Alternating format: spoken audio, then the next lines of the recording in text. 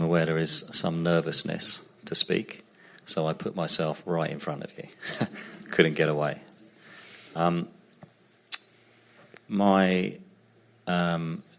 Just to give you an idea, by way of... I was in the School of Economic Science some years ago, so there's a shared love of Chit Ananda Saraswati. That's where my journey began. And I wanted to ask a question about discrimination.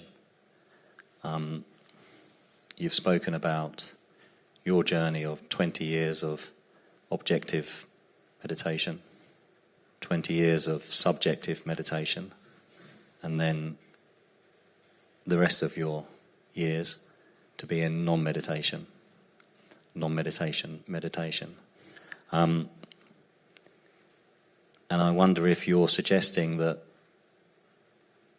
we should just be in the meditation because it feels here, and it could be because of my history and the path I've already trodden, that the first element is really important to sharpen one's discrimination, to know the real from the unreal.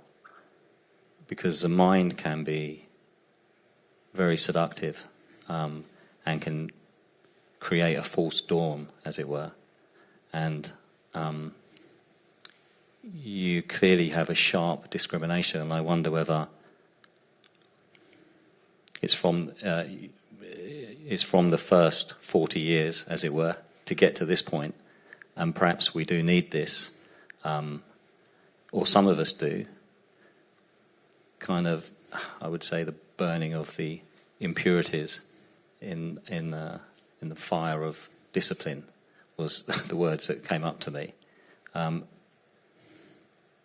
And only I can know. And I can't take you as my guru, and I know you don't put yourself in that place. And it would be false of me to try to do that.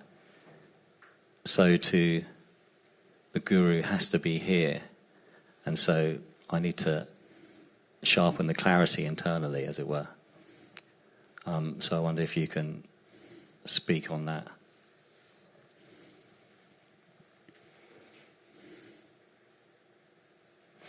Well, first of all, the impurities of the mind do not need to be burnt by the fire of discipline. Because the nature of the mind, irrespective, as opposed to the content of the mind, the nature of the mind is already pure. Whatever is happening in the movie, however dark the movie, the screen is transparent. The screen doesn't need to be scrubbed clean of the residues of the movie after the movie. It is inherently clean or transparent. So the nature of the mind is inherently pure. That is, it is not mixed with objects. It doesn't need to be burnt clean, nor do the impurities have to be removed.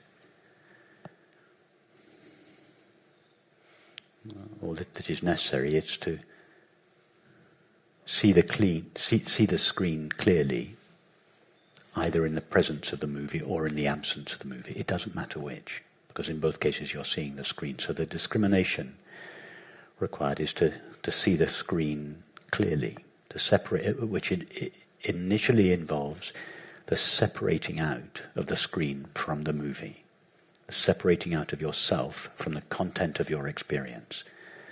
And that requires some exploration. It took me 30 or 40 years, but just because I'm a very slow developer, it needn't take that long. I've now condensed those 40 years down, and 2 or 3 days should be plenty. The slow developers need 2 or 3 days. The quicker ones, 5 or 10 minutes. So now, Kevin, tell us about yourself.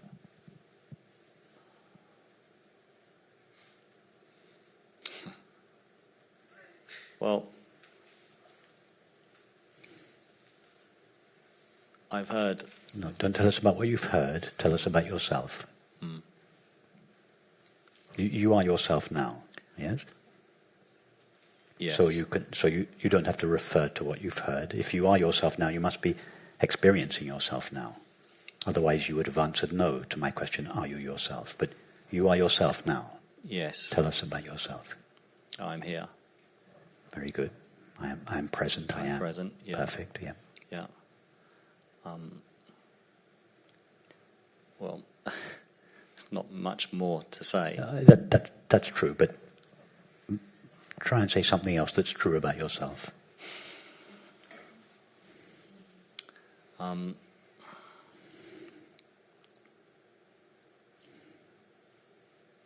aware.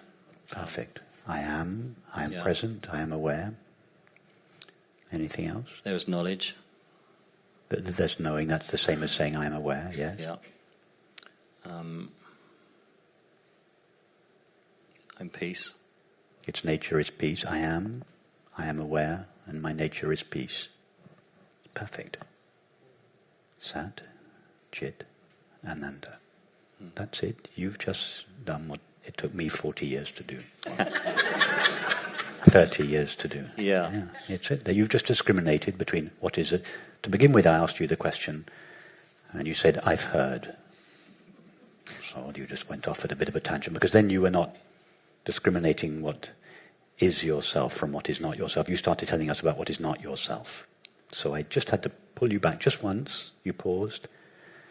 You discriminated. You didn't start telling us about your thoughts, your feelings, your actions, your relationships. You made this discrimination between what is essential to you, the fact of being aware, and peace, from what is not essential to you, your thoughts, feelings, sensations, perceptions.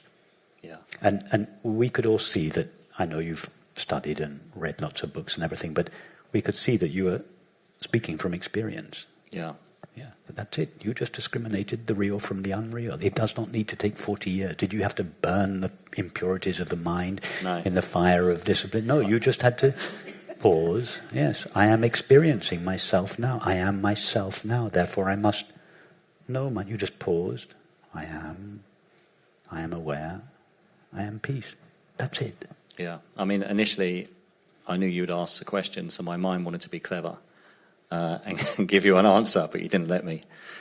A different answer. Yes, the mind. But it's true. But you were so quick. You just said, I've heard, I cut you off. You came back, and then from then on, it was, we could all tell you were being sincere. Yeah. You weren't. I would have known if you were just quoting the Shankaracharya to me, or Ramana. We would have all felt that you were talking from book knowledge. I know you've got book knowledge, but you weren't referring to book knowledge. I could see you were referring to yourself, not some extraordinary enlightened, just yourself, your essential self. But how does one practice that and just strengthen it? The way you did. The way you just But did. you helped me. Okay, but now you don't need me to help you anymore. Right. Because what did I do? I only asked you to tell us about yourself. I mean, Yeah. I didn't do very much. That barely qualifies as helping you. I just asked you a question. Ask yourself that question. Yeah. Who am I really? But it's a stopping of the mind. No. You didn't stop your mind. You went to yourself. Stopping your mind, that all comes from your old. Yeah. Did you try, when I asked you, tell us about yourself, did you try to stop your mind? No. No, you didn't. No. You didn't. What did you do? You just went to yourself. Yeah. If I were to ask you now, tell us about the sensations of the soul, the sensation at the soles of your feet, where would your attention go? Straight to my To the feet. sole of your feet. Yeah. I asked you to tell us about yourself, your attention goes to yourself. Yeah. You didn't think, I must purify my mind, or I must stop my mind, or I must discriminate the real from the... No. Yeah. You didn't practice, you just went to yourself, and you just said, I am. You said, I am present, I am aware, and I am peace. That's it. Yeah. So you just, now that I didn't even give you the pathway, you found the pathway for yourself. I just asked you the question. Yeah. To begin with, you went off down the wrong path. I just gently brought you back. You cooperated. completely. You didn't go off on another part. You didn't start telling us about what you were thinking, or you just needed the slightest hint to come back on. So you just do that for yourself now.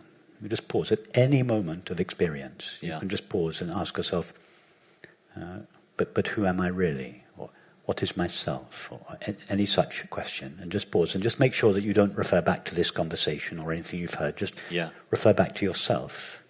And just keep going back then. Every time you go back there, in order to say, I am, or I am aware, or I am peace, I didn't really want the verbal answer to the question. What I wanted you to do was to go to yourself. But in between my question, tell us about yourself, and your response, I am present, aware, and peace. You went to yourself. And it was as a result of going to yourself that you were subsequently able to answer, I am aware, and I am peace. What I wanted you to do was to go to yourself. I understand. I didn't really want you to formulate it. That's extra. So what's important is that you go to yourself. And when you're doing it on your own, don't formulate it. Ask the question, who am I really, or what is it that is essential to me? Go there and stay there. Don't formulate. It's not necessary to formulate it. Go there and stay there. And to begin with, your old habit of paying exclusive attention to the content of experience will pull you out of yourself. And you'll get lost in the content of your experience again. And then you notice, and then you ask yourself the question again, but who am I really? And you come back to yourself and you rest there. Every time you come back to yourself, you weaken the power that objective experience has to take you away from yourself. And you find yourself beginning not just to visit yourself from time to time, but to abide there, to live there. Until you begin to be stable in yourself, as yourself. You can still then give your attention to the world, but there's no longer a competition or a conflict between giving your attention to the world and being yourself. You can remain in yourself as yourself and still give whatever attention is required to the world. But objective experience progressively loses its capacity to take you away from yourself, and you begin to find yourself established in your true nature of peace. That's it. That's 40 years of practice in 5 minutes. Thank you. And I was just reflecting that when I go there, I'm always there. Yes, when I say we go there or I go there, it's the limitations of language. King Lear doesn't really go to John Smith because his essential nature is already John Smith. We don't go there. It's more as a result of this investigation, what we truly are is revealed. So it's just in common parlance, I say, we go back to our true nature. But you're right, we are already that, but it is veiled from us. We're never not home, as it were. We're never not ourself.